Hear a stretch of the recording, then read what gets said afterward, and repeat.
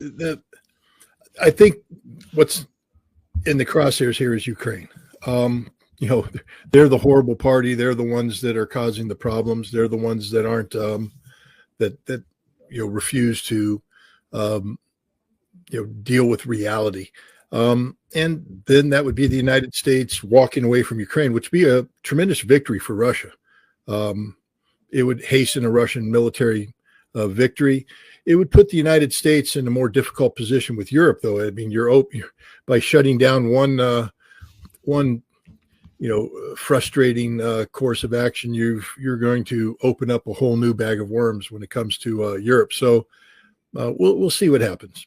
If the president turns off the spigot of military aid, and remember the legislation authorized by Congress in the Biden administration, one of the authorizations was very late in his term, says subject to the discretion of the president. So the president can turn that spigot off whenever he wants. If he turns that spigot off, what about General Cavoli and all of his people in Germany planning and plotting the military assault? And what about American intel on the ground in Ukraine and Russia? Do they stop as well? Well, I think General Cavoli's people are already not engaged in the operational planning. That was being done through the Ramstein contact group. That was the logistics end of it, but that fed into the whole cooperation. I think the British have taken over the lead for that. And so the operational planning right now is being done with a British lead, French support, in America sort of hanging in the background, which is a frustrating place for Cavoli to be because he is the commander of NATO forces. And yet has to take a back seat to this planning because of his status as an American. We are providing intelligence. My understanding, though, this is primarily defensive in nature. That is the early warning notifications of Russian missile launches so that the Ukrainians can cue their air defense systems.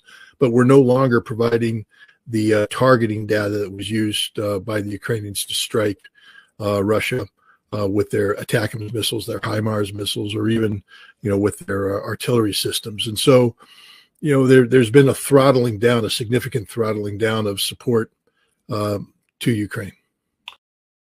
Takeaway.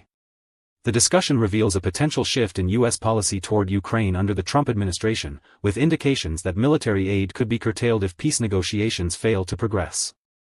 However, Ritter's analysis suggests that Rubio's statements may not fully reflect the administration's position, as Steve Witco is the primary negotiator. The segment underscores the delicate balance between domestic political signaling, international alliances, and the strategic implications of reducing support for Ukraine, which could reshape the Russia-Ukraine conflict and U.S.-Europe relations. Analysis. This segment delves into the evolving U.S. stance on the Russia-Ukraine conflict as articulated by key figures in the Trump administration, specifically Secretary of State Marco Rubio and President Donald Trump. The discussion is framed around statements made on Good Friday, presumably April 18, 2025, which Napolitano plays as evidence of a possible policy pivot. Rubio's statements and implications. Rubio's clip suggests a growing impatience with the ongoing war in Ukraine, emphasizing that the U.S. will not continue to invest resources in endless negotiations without progress.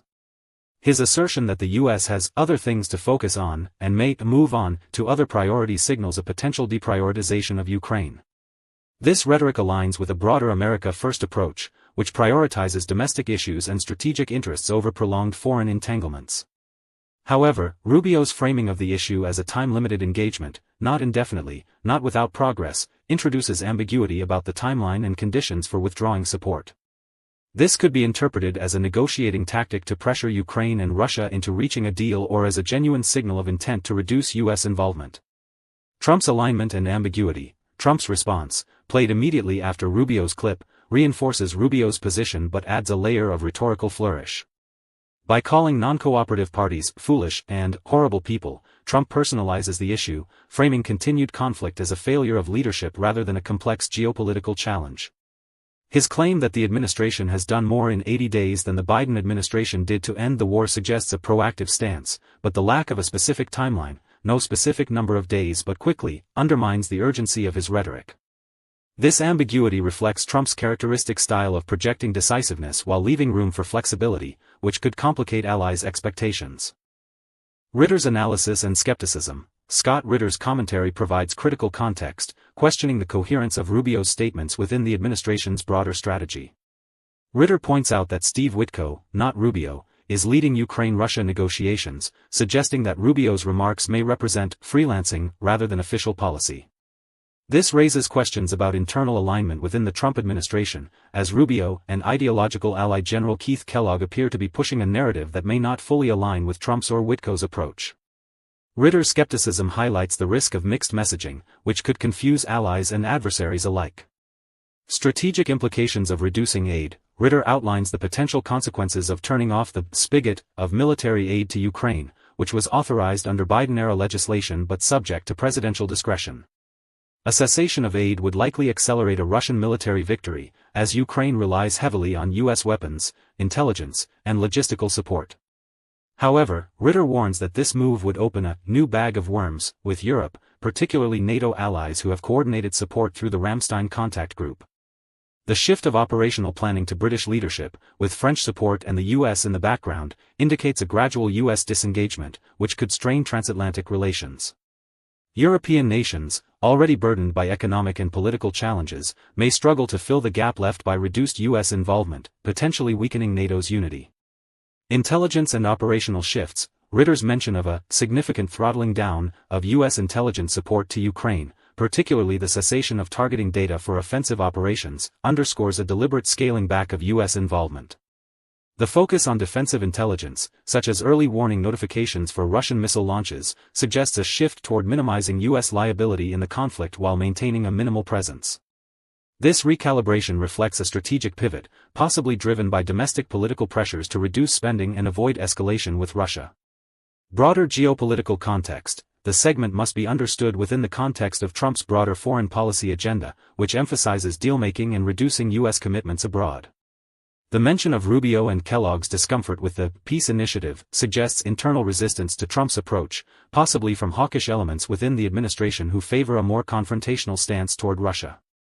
Additionally, the timing of these statements, early in Trump's second term, assuming a 2025 inauguration, indicates an effort to set a new tone for U.S. foreign policy, balancing isolationist impulses with the need to maintain credibility with allies. Challenges and risks. The highlights several risks associated with a potential reduction in U.S. support for Ukraine. First, it could embolden Russia, potentially leading to a more aggressive posture in Eastern Europe. Second, it risks alienating European allies, who may view U.S. withdrawal as a betrayal of shared security commitments. Third, the lack of clarity in Trump's and Rubio's statements could undermine diplomatic efforts, as Ukraine and Russia may misinterpret U.S. intentions. Finally, the domestic political implications are significant, as reducing aid could face opposition from pro-Ukraine factions in Congress and the public, particularly if portrayed as abandoning a democratic ally. Summary. Scott examines the Trump administration's potential shift away from supporting Ukraine militarily, as articulated by Secretary of State Rubio and President Trump. Rubio's suggestion that the U.S. may move on if peace talks stall is echoed by Trump's call for a quick resolution, though both lack specificity. Scott Ritter questions Rubio's authority, noting that Steve Witco leads negotiations, and warns that halting aid could hasten a Russian victory while straining U.S.-Europe relations. The segment also highlights a reduction in U.S. intelligence support, with Britain taking the lead in operational planning, signaling a broader U.S. disengagement from the conflict. Conclusion.